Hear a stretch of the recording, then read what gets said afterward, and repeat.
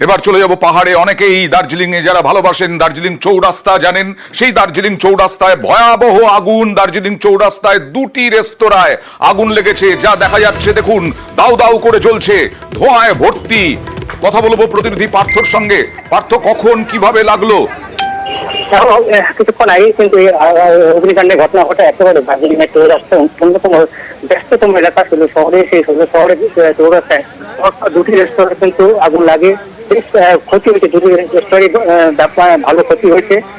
প্রাথমিক এটা মনে করা হচ্ছে যে শর্ট সার্কিট থেকে আগুন লেগেছে। ঘটনাস্থলে দমকলের ইঞ্জিন প্রচেষ্টা তারা আগুন নিয়ন্ত্রণ আনার চেষ্টা করেছে। স্থানীয় বাসিন্দারা তারাও হাত লেগেছে। দার্জিলিং পুরসভার চেয়ারম্যান দীপেন ঠাকুর তিনি ঘটনাস্থলে পৌঁছেছেন এবং দ্রুত আগুনকে নিয়ন্ত্রণে আনা যায় বা অন্য যাতে ছড়িয়ে না পড়ে। আর পাশাপাশি আমরা সকলেই জেনে যে দার্জিলিং এর প্রতিটি দোকান কিন্তু একেবারে গাছ, একটা প্রতিটি দোকান, যাতে অন্য দোকানগুলোতে আগুন দ্রুত ছড়িয়ে না পড়ে সেই চেষ্টা কিন্তু এখন চালাচ্ছে দমকল কর্মীরা, যাতে দ্রুত আগুন নিয়ন্ত্রণে। এখনো আগুন জ্বলছে, এখনো পুরোপুরি নিয়ন্ত্রণে আনা যায়নি। যা খবর এখনো কিন্তু আগুন পুরোপুরি নিয়ন্ত্রণে আনা যায়নি। একটি দমকল ইঞ্জিন কাজ করছে, পাশাপাশি স্থানীয় বাসিন্দারা কাজ করছে। তবে আস্তে আস্তে আগুন ভিতরে ছড়িয়ে না পড়ে সেই চেষ্টা। এই যে রেস্তোরাঁর কথা বলা হচ্ছে, এগুলো কি নামি দামি রেস্তোরাঁ?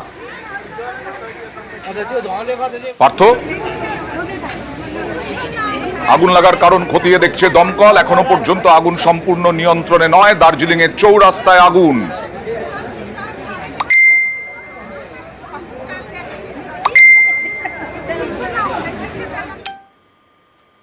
প্রতিশ্রুতি অনেক পাওয়া যায়, কিন্তু সেই প্রতিশ্রুতি সার থাকে কোথায়, কেন, কিসে প্রতিশ্রুতি? দেখতে গেলে থাকতে হবে।